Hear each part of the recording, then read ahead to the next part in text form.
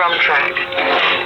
Martin Phillips. The funny thing is when a person dies, people all try to make them out to be some sort of saint or something, but Martin really was a very special person. I just feel an awful sense of responsibility to start taking a lot more seriously the whole idea of my potential and the potential.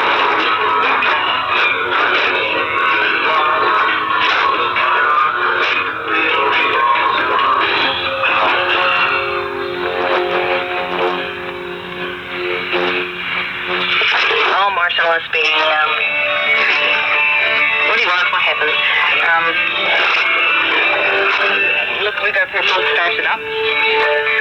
We started practicing in the basement of EMI in George Street in the beginning, I think, I'm not sure, of 1983. Not really memory. I very clearly remember Lugo People's first ever recording, because we had to be taken out and driven around so that we would stop crying about how awful we thought our voices sounded. Because you'd imagine if you'd heard your voice for the very first time, and I remember thinking, it's awful. It's so thin sounding and all of that stuff, which of course you learn how to use the microphone and what sounds good. But people love that EP so much. I even still these days look at strangers and say how much they love that EP and they still have it.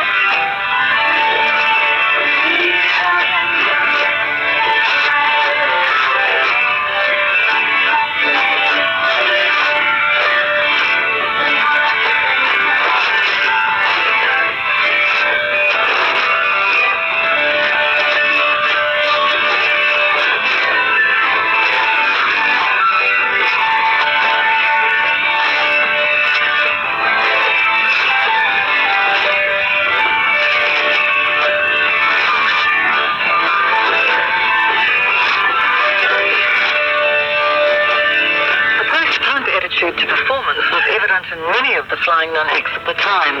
Hey, can anyone out there in audience land actually confirm that we are in tune with each other? No. We're only on the same level. Oh, well, no, these mysteries of life. In those days, we just used to bowl up and, think nothing of spending half an hour tuning on stage instead of buying a tuner, using it, I honestly don't know how people used to put up with it, but yeah. I guess it was kind of an inverted arrogance in a way. We're just playing for you, and you can get up and play too if you want.